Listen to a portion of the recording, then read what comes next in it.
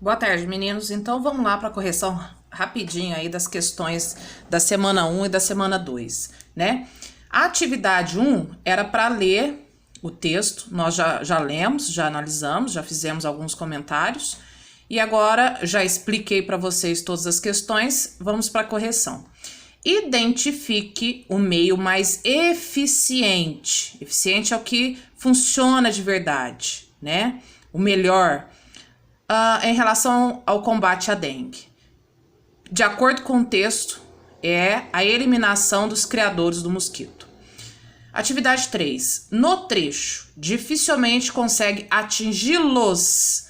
Esse los aqui está representando o pronome eles.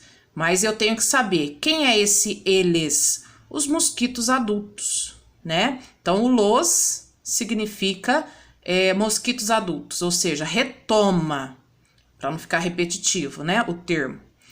Atividade 4. No segmento, é uma tarefa muito difícil, o muito desempenha um papel de, ou seja, que sentido que ele está exercendo aqui? O sentido de intensificar, né? O que é intensificar? Tornar maior, né, ou menor, dependendo do uso da palavra, mas no caso aqui o muito é intensificar, é aumentar o sentido, tá?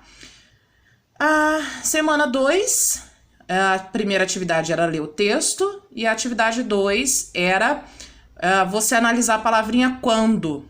Ela estabelece relação de quê? Então, quando, que sentido ele tem? De tempo, né? Quando você chegou? Eu quero saber o tempo, a hora, o período, né? O ano. Então, é o tempo. A atividade 3, né? Meninos, essa palavrinha eu fui procurar no dicionário porque quando a gente estava lendo o texto, a impressão que dá quando eu falo que os ovos eclodem, né? Que eles estouram, né? Inclusive até falei na leitura do texto. Mas esse eclodir não tem esse sentido de estourar. Ele racha, e na hora que ele racha, o que tá dentro dele surge, tá? Então, aqui a palavrinha que melhor substitui, né, o significado de eclodem é surgem, tá, meninos? Não é estouram. E na atividade 4, essa daqui também criou, eu vi na internet, criou uma confusão. Sabe por quê? Porque o verbo aqui, tá? Eu acredito que ainda, não sei se vocês já estudaram o modo imperativo, né? Mas o modo imperativo, ele fala o seguinte, que quando é usado esse modo imperativo, ele quer passar um alerta, um pedido, uma ordem, um conselho, e assim por diante, tá? Ele tem vários significados. Então, se eu falar para vocês que não é um pedido, que não é uma ordem, que não é um alerta, o modo imperativo, eu estaria mentindo, tá? Porque na realidade é os três. Mas aí, o que nós vamos fazer? Nós vamos ver o melhor sentido para ele aqui. Então, quando ele fala, acredite, eles estão muito próximos de você, né? Não é uma ordem. Porque a ordem é quando eu viro para você, aluno, e falo assim, faça os exercícios agora. Aí sim, faça, é uma ordem, né? O pedido,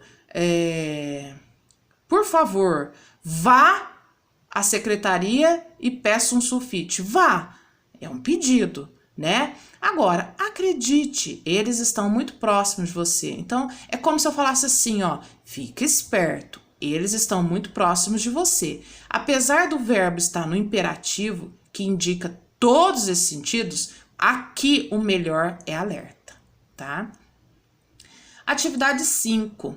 Meninos, quando eu tenho uma sequência, olha só, potes, tanques, jarros de flores, latas, pneus, calhas de telhados, reticência.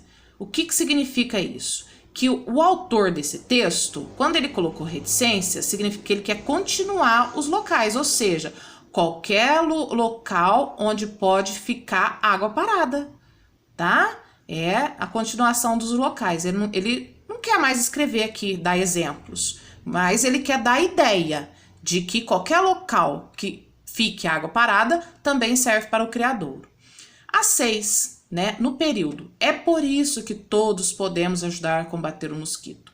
A expressão grifada introduz uma conclusão, meninos. O por isso sempre será conclusão, e a ideia de conclusão eu já trabalhei com vocês na sala de aula. Lembra que eu falei assim, João tirou 5 na prova. Portanto, né, a conclusão é aquela ideia que quando eu recebo uma informação, eu já antecipo o que vai acontecer, né? Eu já adivinho, né, o que vai acontecer. Então, por isso, é uma das palavrinhas que introduz a conclusão.